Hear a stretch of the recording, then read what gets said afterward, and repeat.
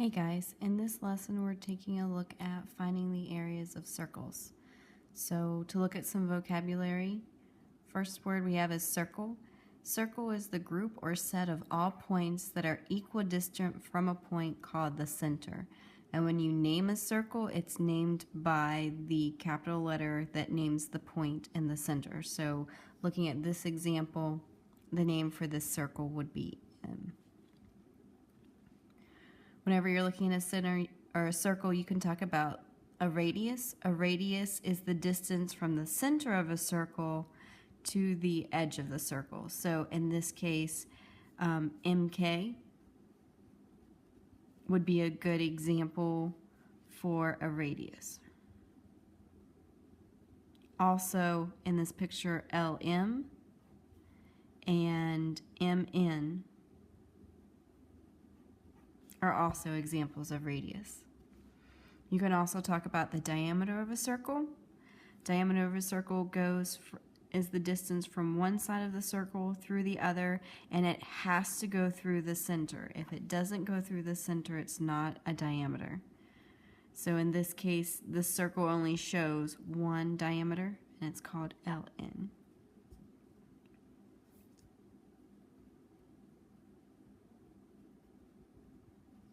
And then you can also talk about the circumference of a circle, and that's the distance around the outside.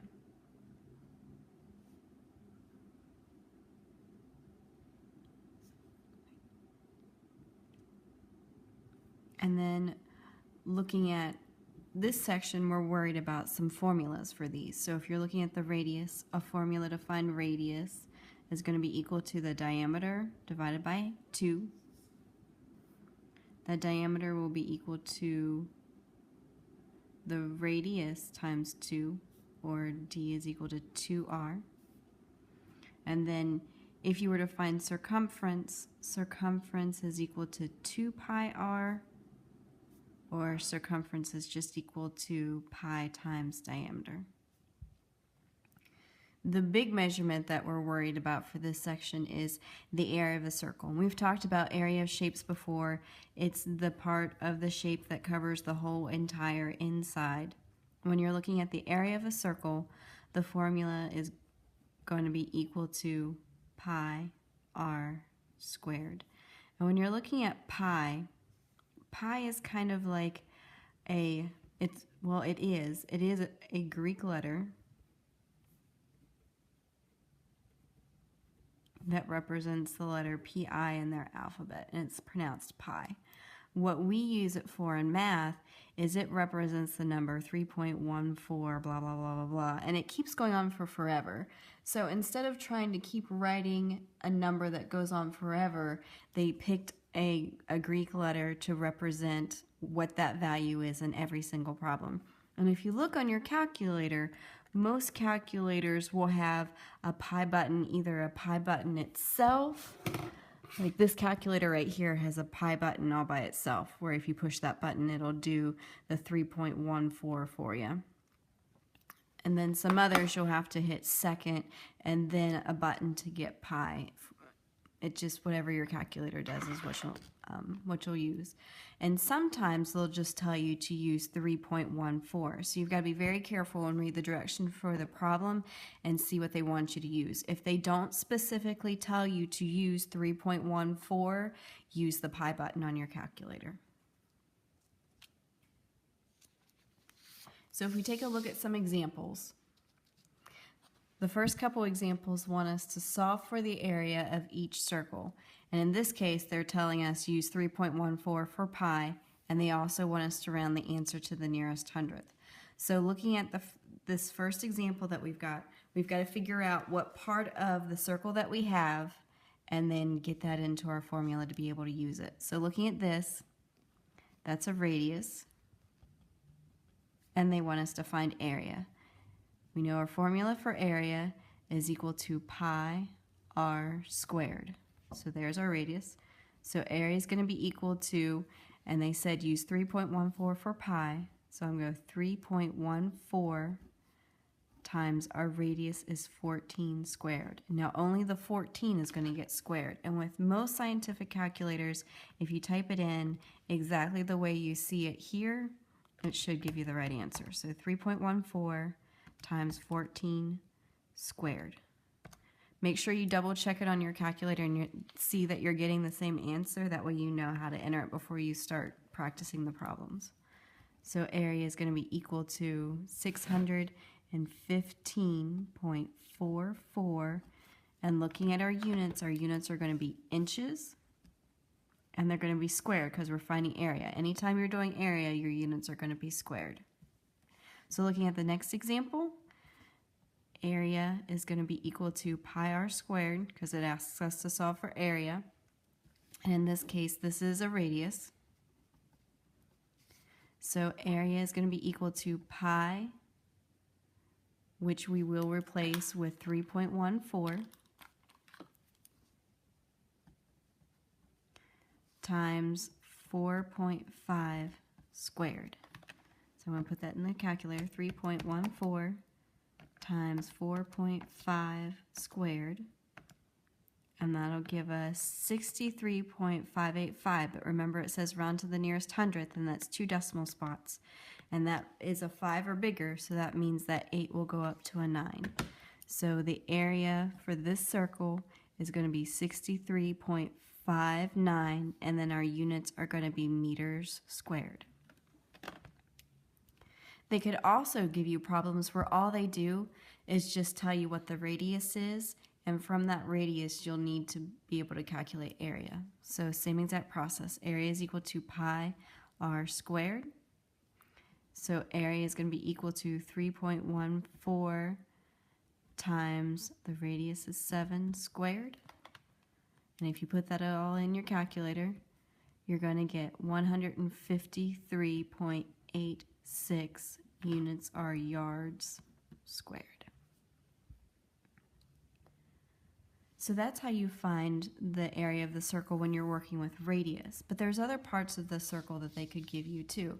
They could also give you the diameter. And if you look, you can see and know for sure that this is the diameter because it goes from one side of the circle to the other, and it shows you that it physically goes through the center. So to find the area for this one, our formula area is equal to pi r squared. We need a radius.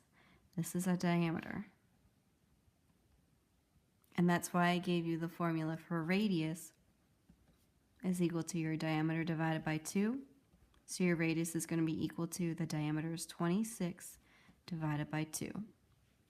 So the radius for this problem is going to be 13. So we can plug that into our formula now. Area is equal to 3.14 times 13 squared. And if you put that all into the calculator, you'll get area is equal to 530.66 centimeters squared. Looking at the next example, it's another diameter. So finding area is going to be equal to pi r squared. Area is going to be equal to 3.14 times the radius. This is the diameter, not a radius, but we know the radius is equal to diameter divided by 2. So the radius is going to be equal to 16.8 divided by 2. So the radius is going to be equal to 8.4. So we can take that and put that in our area formula, 8.4 squared. So our area is going to be equal to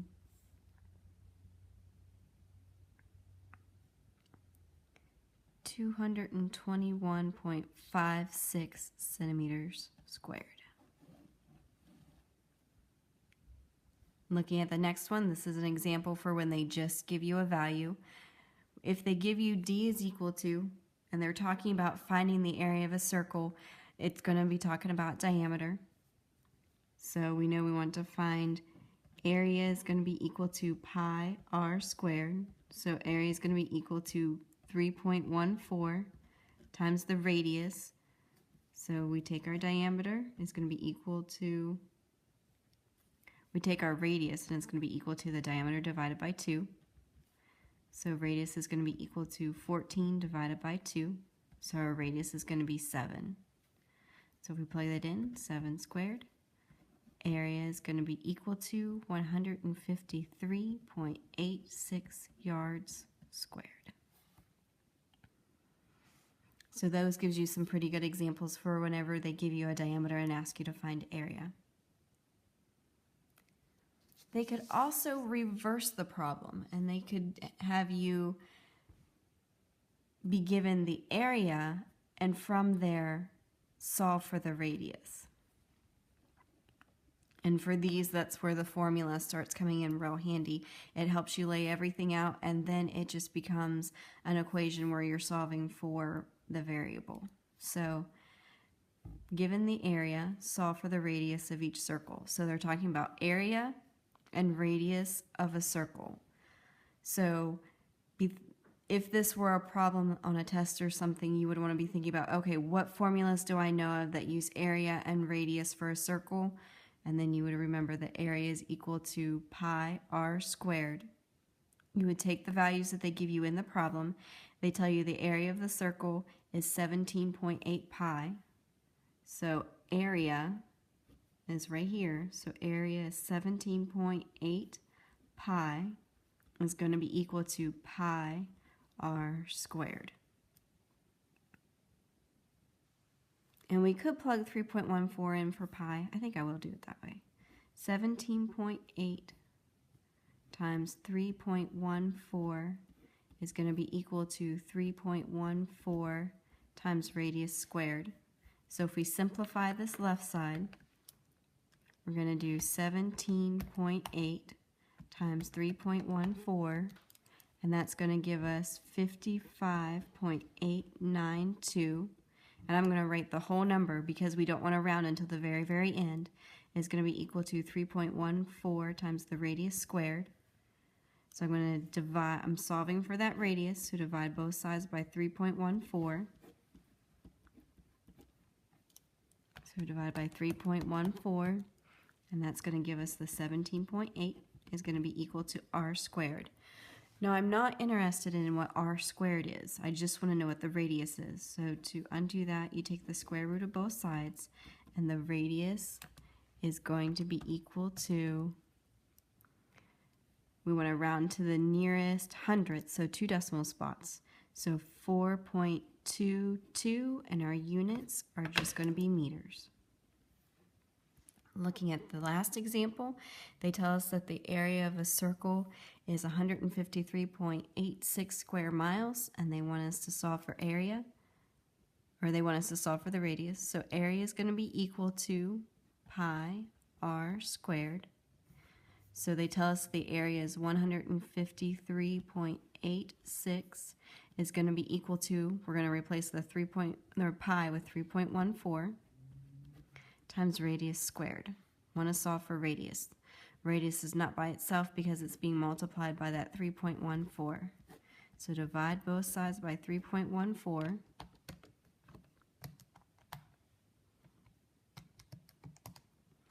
And that's going to give us 49 is equal to r squared. We're just interested in radius, not what the radius squared is, just the radius.